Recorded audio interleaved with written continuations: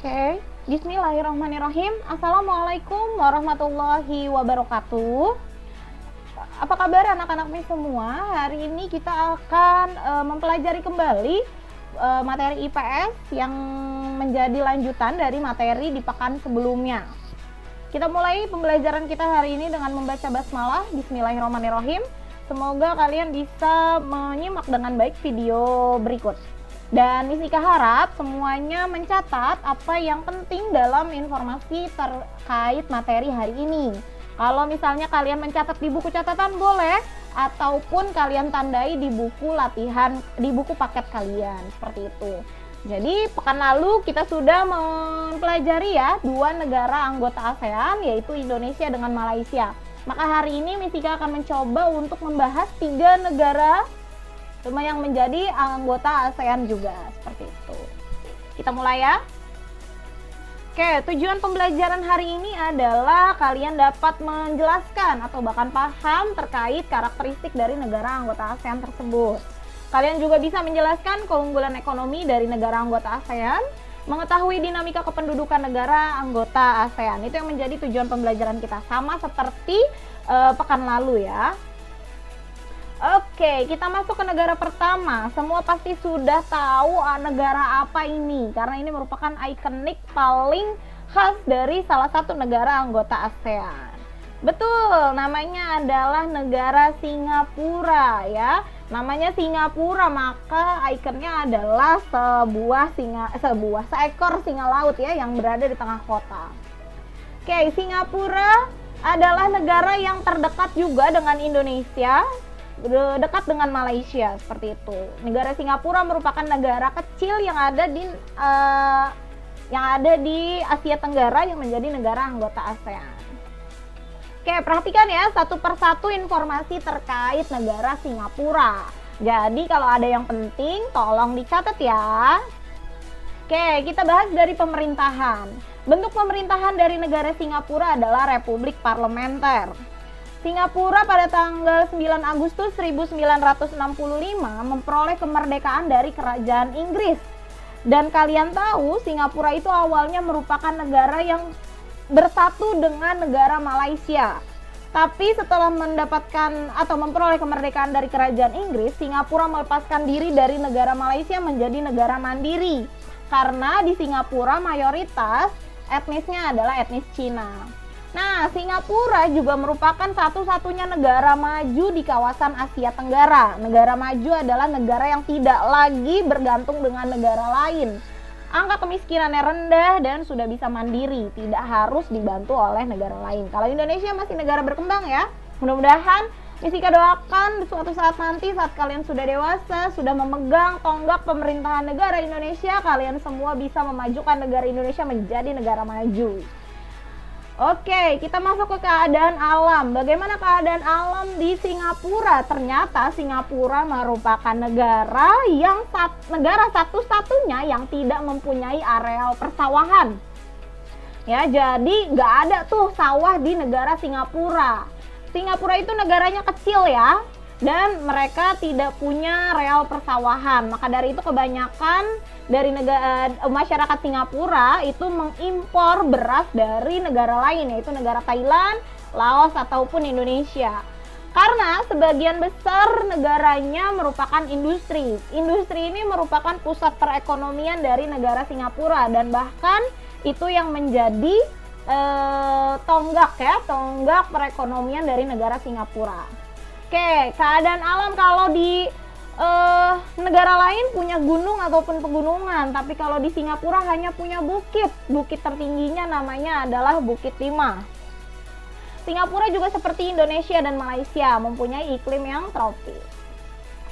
Kita ke penduduk ya. Penduduk dari negara Singapura merupakan penduduk terpadat di dunia. Terpadat ya, bukan terbanyak. Karena negara Singapura itu kecil, sedangkan yang hidup di negara Singapura itu banyak sekali, maka Singapura itu menjadi negara terpadat penduduknya. Bahkan berapa meter ya, dihitung sekitar berapa meter itu sudah ada orang lain lagi seperti itu. Jadi jarak antar rumahnya itu dekat sekali. Bahkan mereka itu tidak banyak rumah-rumah yang Seperti kita ya, kebanyakan mereka adalah apartemen atau gedung-gedung menjulang tinggi.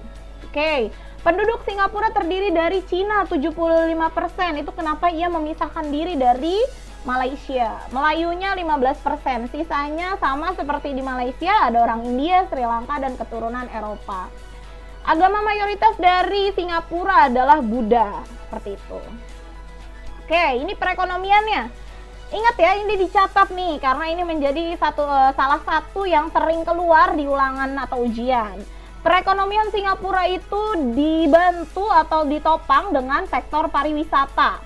Dia punya wisata termegah, yaitu Singapore Flyer, yang terletak di Marina Bay Sands. Jadi di tengah kota ya, kalau kalian pernah melihat negara Singapura tuh, ada biang lala terbesar, nah itu yang menjadi sektor pariwisata termegah di Singapura. Bahkan itu merupakan investasi tunggal paling mahal di dunia. Jadi orang luar itu menginvestasikan ke Singapura dengan biaya 8 miliar Singapura dolar atau setara dengan 56 triliun untuk sektor pariwisata tersebut. Nah, si flyer tersebut atau biang lala tersebut memiliki ketinggian 165 meter, setara dengan gedung setinggi 42 tingkat, Masya Allah ya. Jadi itu yang menjadi salah satu sektor perekonomian yang ada di Singapura, ditopang dari sektor pariwisata. Oke, itu ya Singapura. Jadi pemerintahannya, keadaan alam, penduduk, dan perekonomian sudah kita bahas. Tolong dicatat ya yang penting-penting dari Singapura. Oke, kita masuk ke negara yang kedua selanjutnya.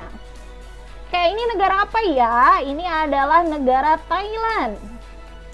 Negara Thailand. Nah, ada apa di negara Thailand? Mari kita simak. Oke, dari pemerintahannya. Negara Thailand merupakan pemerintahan dengan bentuk monarki konstitusional. Nah, kalau udah monarki konstitusional berarti dia bukan dipimpin oleh kepala negara, tapi lebih kepada seorang raja. Kalau tadi Singapura merupakan satu-satunya negara di Asia Tenggara yang maju, kalau Thailand satu-satunya negara di Asia Tenggara yang tidak dijajah oleh bangsa asing. Salah satu tujuan dibentuknya ASEAN adalah berpedoman dari kesamaan nasib ya. Hampir seluruh negara di ASEAN itu pernah dijajah oleh bangsa asing. Tapi kalau Thailand satu-satunya negara yang tidak pernah dijajah oleh bangsa asing. Oke, ini keadaan alamnya. Puncak tertingginya itu Gunung Intanon namanya ya. Kalau di Malaysia kemarin ada Gunung Kinabalu, di Indonesia ada Gunung Jayawijaya. Nah, kalau di Thailand ada Gunung Intanon. Di Thailand juga punya bagian paling sempit atau bisa kita bayangkan itu seperti gang ya. Bagian paling sempit. Nah, namanya Tanah Genting Kra yang ada di Thailand. Nah, di Thailand juga mempunyai pegunungan kapur yang tandus dengan irigasi yang tidak baik, namanya Plato Korat. Keadaan alam yang terakhir yang merupakan salah satu ciri khas dari negara Thailand adalah Sungai Chao Phraya, di mana sungai tersebut adalah sungai kearifan lokal yang dipercaya didiami oleh dewa sungai berupa ikan patin. Maka seluruh masyarakat Thailand itu tidak pernah membuang sampah sembarangan ke sungai tersebut. Maka Sungai Chao Phraya menjadi salah satu sungai paling bersih yang ada di Asia Tenggara bahkan dunia. Seperti itu. Oke, penduduknya. Penduduk di Thailand etnisnya adalah Thai atau Lao yang menjadi etnis terbesar. Bahasa resminya adalah bahasa Thai. Seluruh negara dihiasi ribuan candi yang disebut Wat, seperti yang tadi gambarnya ada di depan. Nah, itu namanya candi untuk masyarakat Buddha atau yang kita sebut sebagai Wat. Karena sebagian besarnya negara Thailand itu menganut agama Buddha. Bagaimana perekonomian di negara Thailand? Devisa utama negara Thailand adalah komoditi beras. Kita tahu Thailand merupakan salah satu negara yang menjadi negara pengekspor beras terbesar di dunia. Bahkan Thailand mengekspornya bukan kalangan Asia Tenggara saja, bahkan sudah dunia. Itu yang menjadi pusat perekonomian negara Thailand. Oke, pemerintahan, keadaan alam, penduduk, dan perekonomian. Jangan lupa dicatat ya. Kita ke negara terakhir ya. Nah, apa nih? Wah, ini adalah negara Filipina. Ya, Filipina. Ada apa di negara Filipina? Filipina bentuk pemerintahannya adalah republik. Kalau tadi Malaysia, Singapura itu terbebas dari kerajaan Inggris. Kalau Filipina merdeka dari Spanyol tanggal 12 Juni 1898. Bagaimana keadaan alamnya? Nah, tolong diperhatikan dengan baik ya, dan bahkan bisa dicatat. Keadaan alam di Filipina terdiri dari 2 pulau besar. Paling utara namanya Pulau Luzon, paling selatan namanya Pulau Mindanao. Nah, di Singapura itu ada gunung api tertinggi.